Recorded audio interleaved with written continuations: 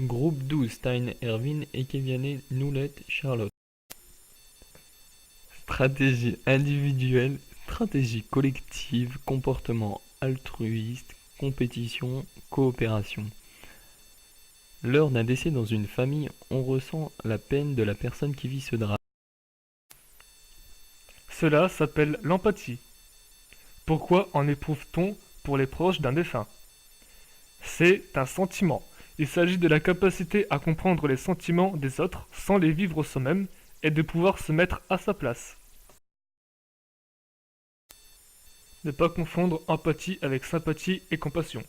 L'empathie, par définition, l'empathie est la capacité non seulement d'identifier les émotions des autres, mais aussi d'être à l'écoute de l'expérience émotionnelle des autres.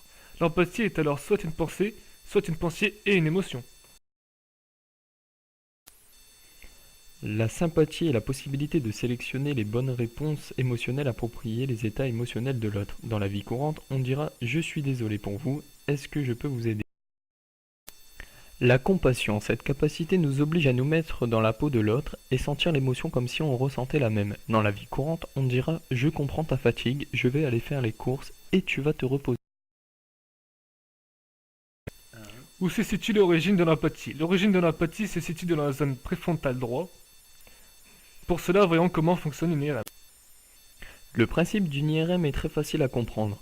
Pour cela, nous devons éclairer le corps avec des ondes à large spectre, l'équivalent de la lumière blanche dans le visible.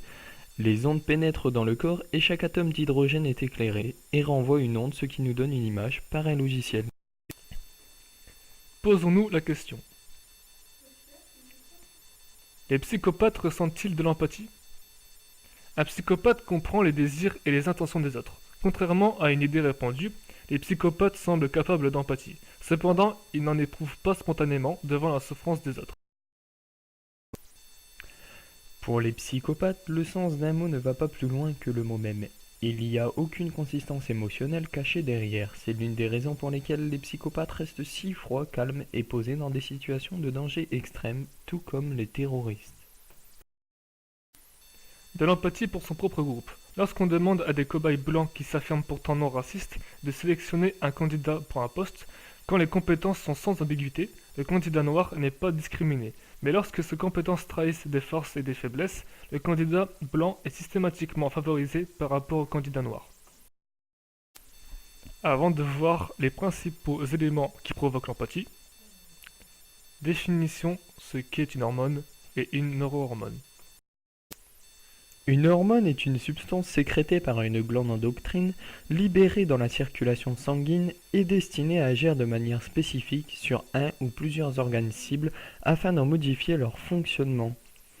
Une neurohormone est un messager chimique produit par un neurone et agit comme une hormone. La dopamine, un neurotransmetteur agissant sur l'empathie provenant de l'acide aminé tyrosine. Elle joue un rôle très important dans des sorties motrices et psychiques. C'est aussi une neurohormone produite par l'hypothalamus. Sa principale fonction hormonale est de libérer la prolactine par le lobe antérieur de l'hypophyse. La dopamine est aussi le précurseur de l'adrénaline. Elle est chargée de transmettre l'information chimique entre les neurones. Elle est la petite molécule qui se cache derrière nos ressentiments, nos sensations, nos désirs et nos comportements.